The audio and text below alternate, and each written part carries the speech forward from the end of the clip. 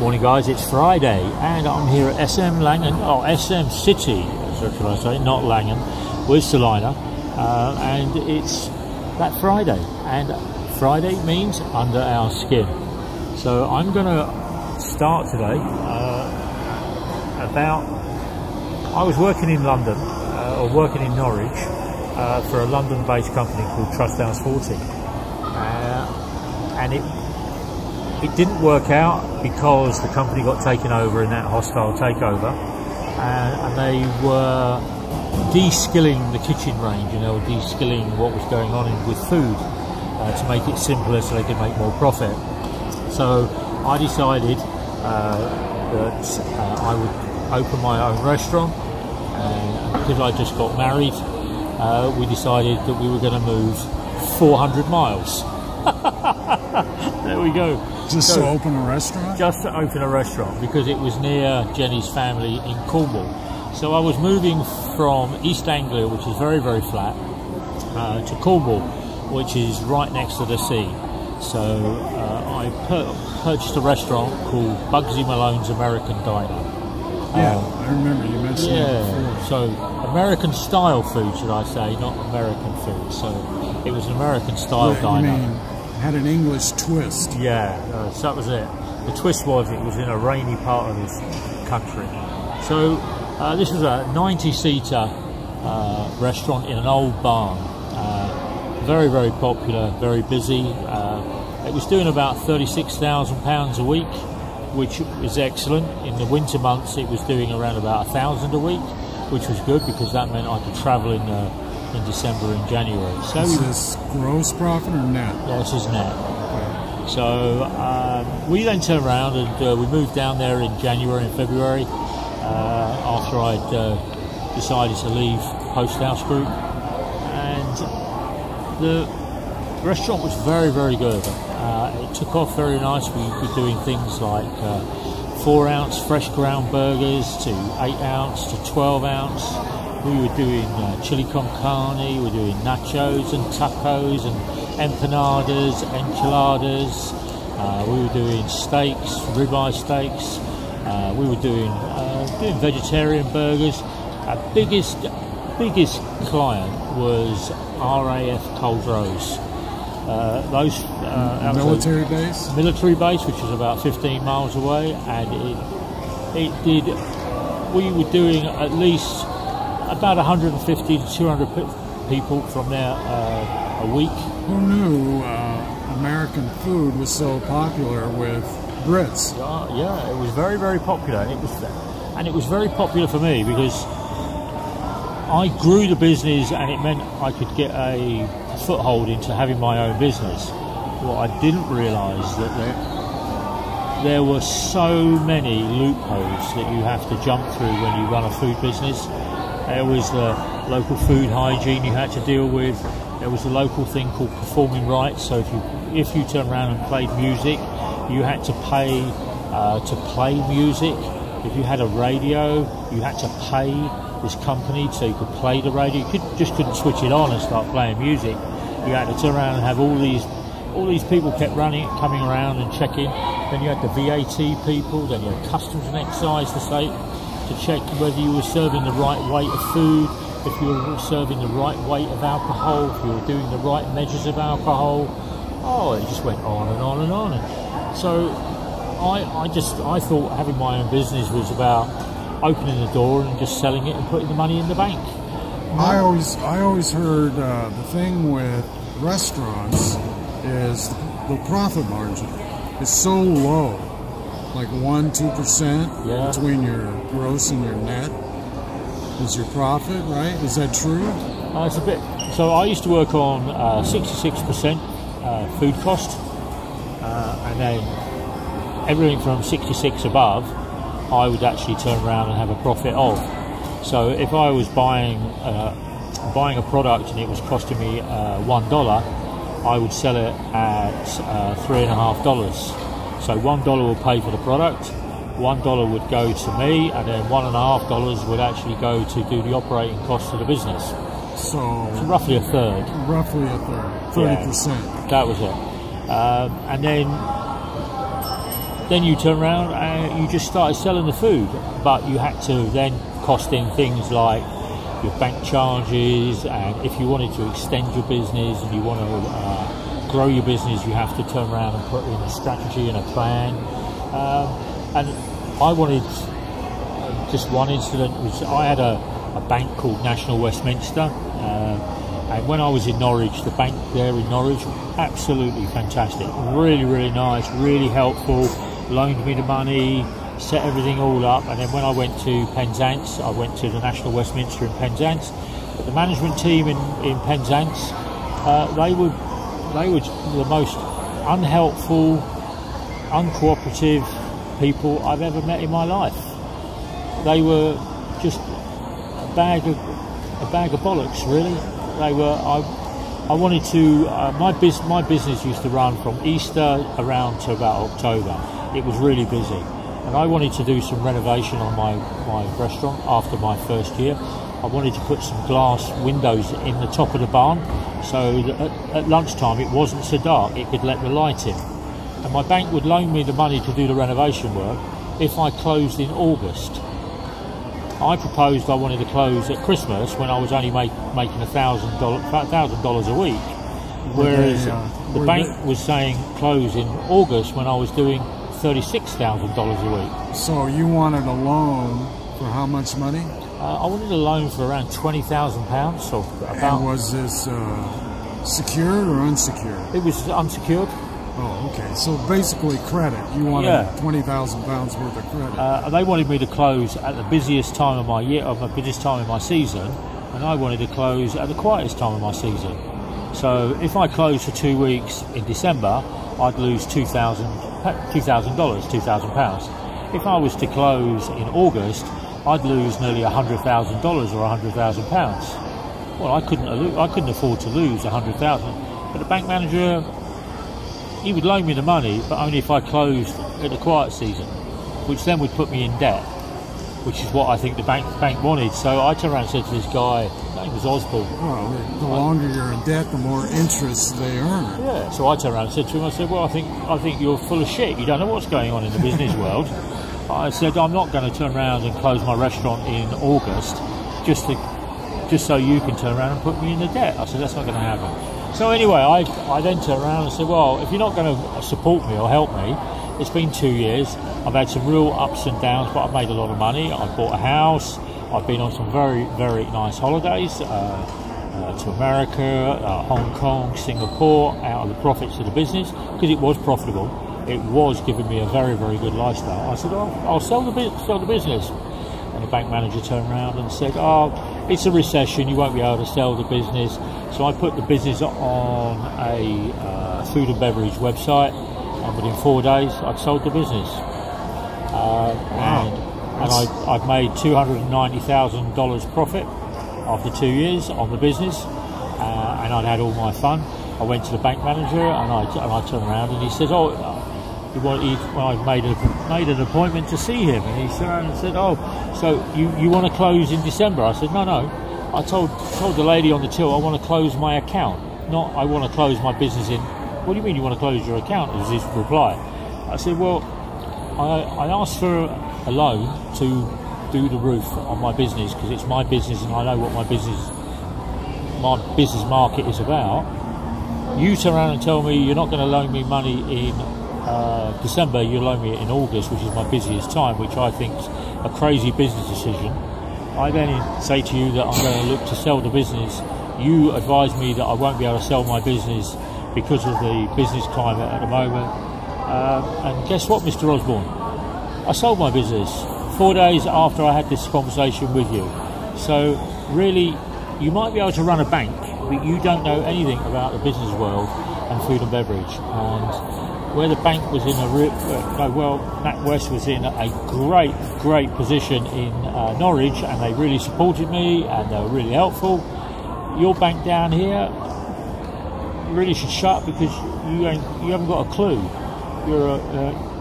Your team doesn't have an idea about business. It doesn't have an idea about running a business. You're turning around and wanting to put people into debt. People don't want to go into debt. People want to turn around and have a lifestyle. So yeah, I've sold the business, so close my account. There's an old saying about banks, which is they're not in the business of loaning money, they're in the business of making money. Yeah. And that's their priority. Yeah, but, well, I go with that. But as I sold my business in 1990 and came out of that business, and then I had to go and find a job. But over the years, I've looked at the business world and the banking world, like the Lehman Brothers and the Barclays scandal, and all of these scandals that have all hit these financial... Deutsche Bank. Yeah, banks are just a bunch of conmen. They're the crooks of the world. They should just be taken outside, and they should be shot. Yeah, something like that. Yeah, you should fill up a cannon with peso coins or pound coins or dollar cents, and then just fire it at the bank managers. Because you look at what was that Barings Bank that was in Hong Kong that went down for billions and billions. Northern Rock in the UK went down for billions and billions. There's all these banks, and they're all relying on government because they can't run banks. Obviously, the classic is the banks caused the last recession, right? Yeah. The Great Recession of 2008. Yeah. It was caused by the banks. Yeah. So, do you think anybody got arrested, put in jail? No, they didn't. No. It's business as usual. Business as usual. They'll go out, pay somebody a brown envelope under the table, or give them some sexual advance. What was it just here a couple of weeks ago? They were talking, was going to be a big scandal, right? Right. Where some investigation found out that for years, all the big major banks have been laundering illegal money, criminal money, under the table, behind the back. We're talking billions of dollars, and they know they've been doing it. They know it's dirty money. Yeah. They've been laundering it for years, making money doing it. Is anybody going to get in trouble for it? Well, no, because they're all part of the criminal investigation team, and they're all part of the criminal world. The elite. The elite criminal world. Yes. They've just called it, given it a 5-letter name. And guess what? Everything revolves around, right now, I'm talking about present time, everything revolves around the Fed in the United States. Right. And the ECB, European Central Bank, right? Yes. Are they going to bail out every country because of what's happening right now with COVID-19? Right? Well, the Fed in the United States, Federal Reserve, has been bailing out the stock market, has been bailing out the banks. The ECB is doing the exact same thing. They're bailing out the European stock markets. They're bailing out Bank of England. They're bailing out Deutsche Bank. European Airlines. Yes. Yeah, all of that is all being bailed out. But anyway, I had a dodgy bank manager that I didn't like, who didn't understand what the business was about. So I sold the business after 2 years.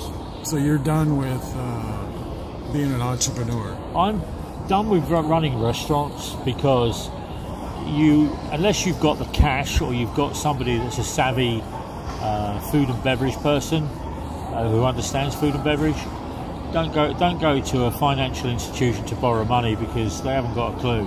All they're looking at is how they're going to line their pocket out of you.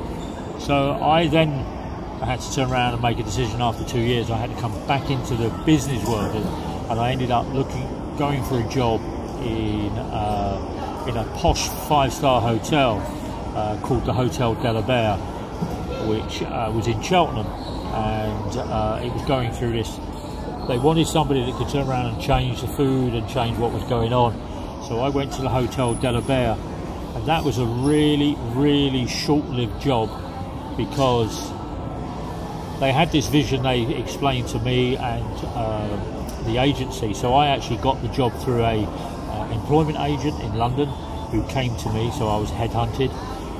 Once I got the Cheltenham Gold Cup out of the way, which went for about 2 weeks, because they didn't have a head chef to run the Cheltenham Gold Cup, I run the Gold Cup. Gold Cup. English football. Oh no, this is horse racing. Horse racing. It's horse racing down at Cheltenham. It's the first week and a half of the gold horse racing over the fences. Oh. But they didn't have a head chef at this hotel. They got me. I went in there and I run that. As soon as the Cheltenham Gold Cup was over, I had no job. They terminated my job, and all I was used for was to get the Gold Cup and get the standard of food up, because they used to have this really, really expensive package. So people flew in. Were you fired or laid off? I was laid off. Hey, that sounds familiar. Yeah, it Is does. that my cue? I think that's your cue to come in. Yeah. Well, last week I ended with being laid off again. So now I've taken a step back. I'm tired of the IT technology business, being laid off and furloughed and not knowing whether a business is going to survive. So I've gone back to being a mechanic, working for Weslow Chevrolet in Carlsbad.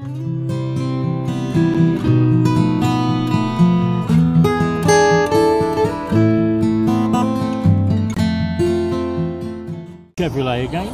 Again. Oh. They hired me in a heartbeat because I had all this Chevy experience Right. from before. But it doesn't matter where you're working, whether it's in Nebraska or California, all car dealerships are the same. Right. Carlsbad and Oceanside, the whole San Diego area is beautiful. It's a great place.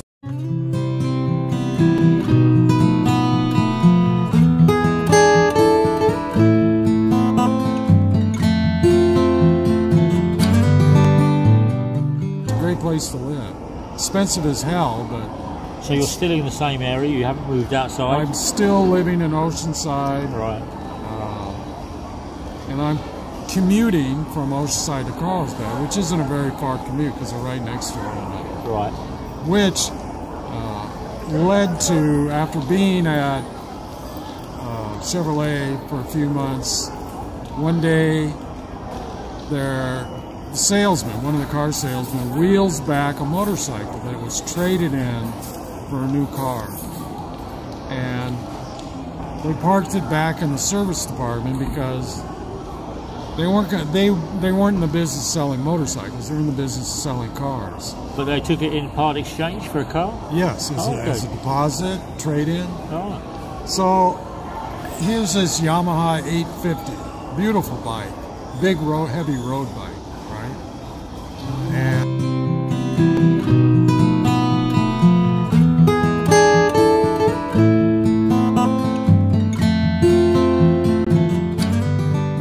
having once had a road bike, I thought, aha, if I can get a deal on this would make a great commuter. Right. You know, because it's all freeway. Yeah. I-5 freeway. And so I did. I went in and talked to them. They said, yeah, we really don't want the bike. We're just going to wholesale it to get rid of it. Okay. What do you give us for the bike? I said $500. And it was only the bike was only like 4 or 5 years old. I mean, it was worth way more than that. So you were chancing your arm. And so I bought it. Cheap, $500. Took it off their hands. Yeah. Great bike, nice and heavy. Of course, you had to be careful with a big, heavy bike, right? But this thing, you could, nice, smooth power band. You could crank, very reliable. Right. Japanese bikes are very reliable. Yeah. So you were the owner of an 850 Yamaha. Yes. Working for Chevrolet. Working for Chevrolet. But it's the same old nonsense, right? But at least you've got continuity of your work. At least you've got regular employment. Yeah, actually I was making decent money because I'm back on flat rate, working out of the flat rate book. Oh, beat the book. And this dealership was located in a place called Car Country Carlsbad, which was right next to the I-5 freeway, which is a very busy freeway. So all these dealerships are lined up right next to that freeway. We got a lot of business because they come off the freeway. So it meant a lot of work for me, but I hate going backwards. I want to keep moving forward. Yeah. So after 2 years or so, and I almost bought another bike because they had another trade-in a few months after the Yamaha, a Kawasaki Ninja 750. Oh, right. I had never, what are called super bikes, Yeah. right? Sport bikes. I had never ridden a sport bike, super bike. Okay. So, of course, the salesman approached me and said, "Hey, we got another deal for you." I said, "I already have a bike." They said, "No, this is a special bike. This is a Ninja. This bike is fast. Take it for a ride and tell us what you think. You're going to like this bike a whole lot better than that slow Yamaha." And I did.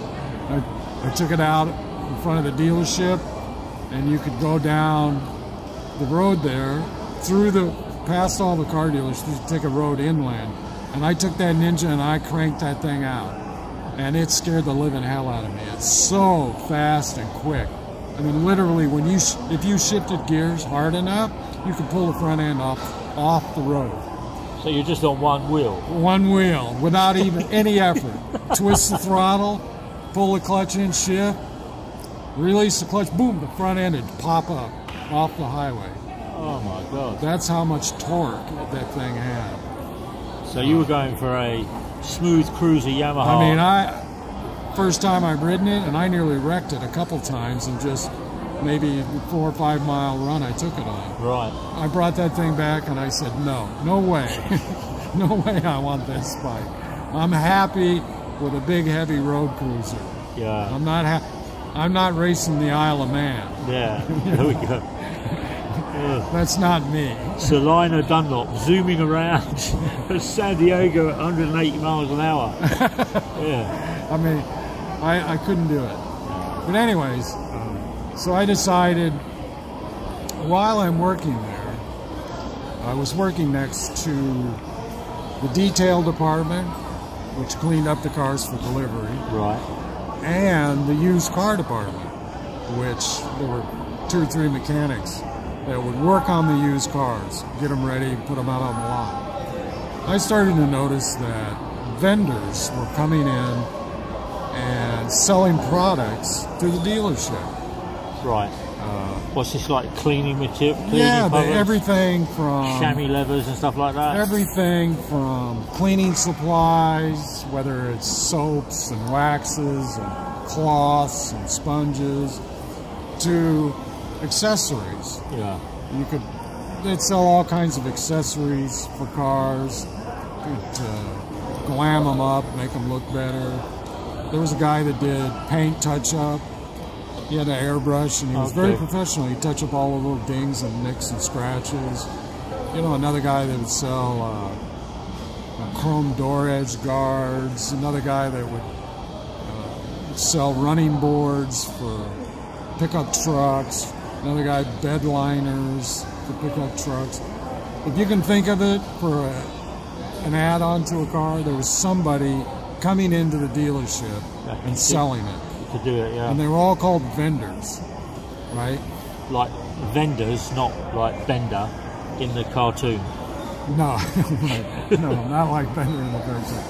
So I started meeting these guys and talking to them, and they were telling me, they said, you know what? Be an entrepreneur, be your own boss, kind of like you in the restaurant business, right? Except you're on your own, you're by yourself. You control how much money you can make by how much business you can generate, right? Yeah. And no employees. So you didn't have to worry about employees. Sole proprietorship. So I did a little research, and I found a company in Minnesota called ARC Distributing.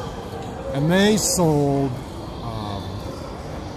basically, they sold paperwork and anything they could sell. But the primary business was selling the paperwork to used car dealers and new cars, and it included warranty stickers for the windows, key tags, keyboards to hang the keys on. Okay. all the contracts, paperwork you needed, they sold that. You know, used car sales agreements, all that stuff, financing paperwork, all this stuff they sold, and you supplied it, right? Okay. And it was a turnkey business where they basically supplied you with the product, then you would go out mobile with the product in your vehicle, and you would get customers, They'd find regular your business customers, and sell it and build your base. Build your base. Yeah. Of course, this required a lot of customers, and which was okay because San Diego's a busy place, big county. And they knew you on that strip of road. So. They knew me there. So there are a lot of car dealerships. I mean, there's, I don't know how many millions of people living in San Diego County, but it's a lot. So I quickly got involved in this. It cost me about $10,000 US to get into it. Supplies. So you bought the stock, you bought a van? I bought the turnkey operation that supplied, and it cost, I was using still have my Nissan pickup. I put a camper shell on the back of it, and locking windows, and I could drive around with all my supplies in the back. Because I was just going to think, trying to get all that on the back of a Yamaha 850, bloody hell. No. That would be quite some feats. Coincidentally, I decided I needed to move into the city, San Diego City. Right. That would be my center of operations. And so I broke up with my girlfriend, moved from Oceanside all the way down to San Diego into Mission Valley, it was called, which really was pretty much the heart of the city. It was not far from downtown. It was where most of the hotels were for tourists. And it was close to the ocean. But it also gave you a more central hub to do your business and grow your business. Yes, that was key. So, meantime, I had run into an old friend. Not old, but he had worked at Eaton Leonard. Oh, yeah.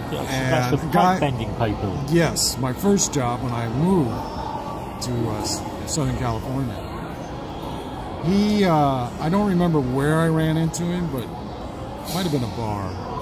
But he had been working out on the floor where in production, where I'd been in specials as a tech. Yeah.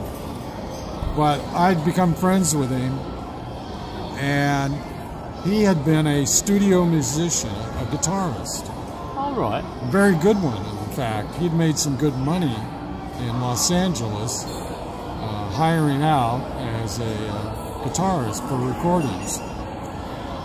Him and I got to talking, and he found out I was an ex-drummer.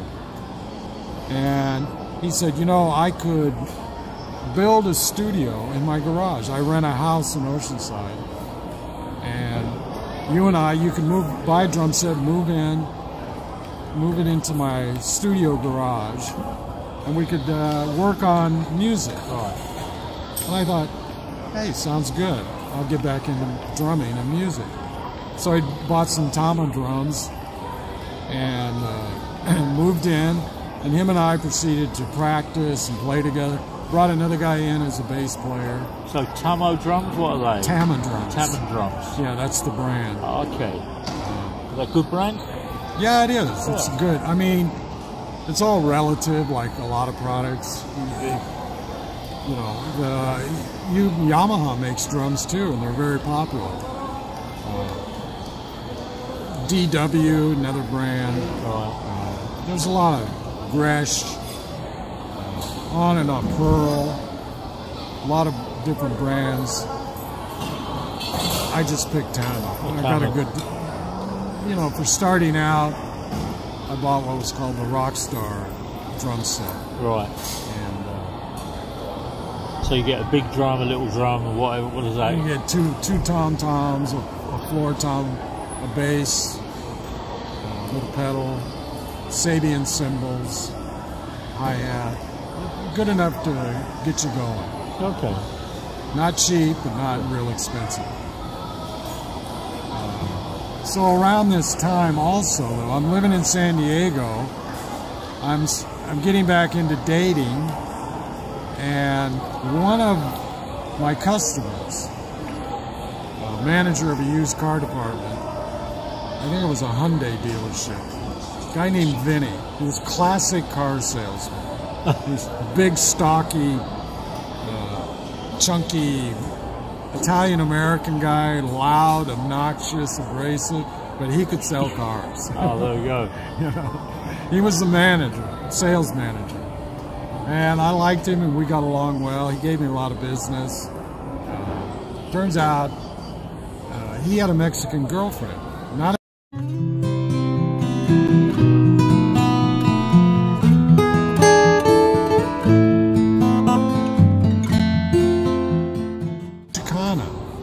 not a Mexican American, but from Mexico.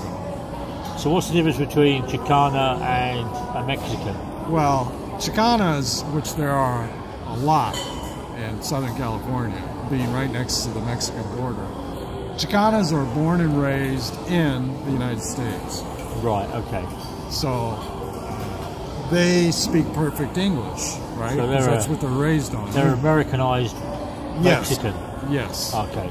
They look Mexican, but they're really Americans. Yeah. In fact, they catch a lot of flack because they don't speak perfect Spanish. Okay. Anyways, I met his girlfriend. She introduced me to a guy named Johnny in San Diego. Turns out Johnny makes a living by organizing parties. Kind of a meetups, single meetup parties. Okay. Once a month or so. He would have them in San Diego and in Tijuana because we're right next to Tijuana.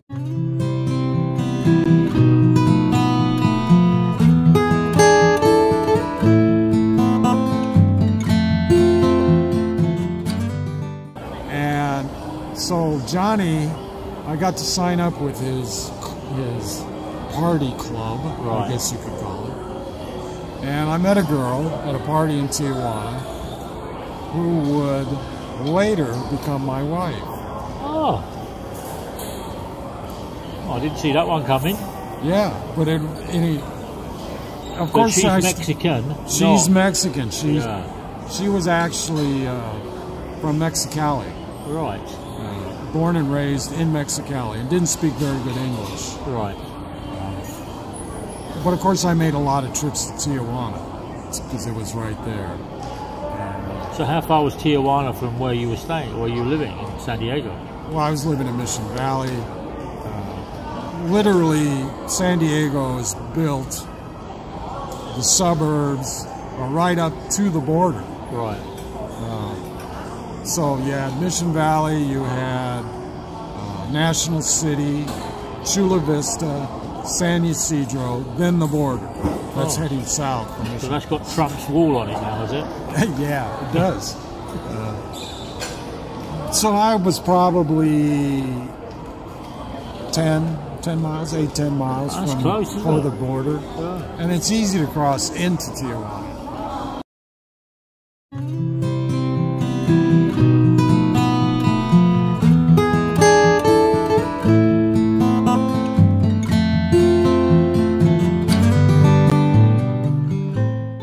Getting back is another story because everybody wants to come back to the U.S. So you go through.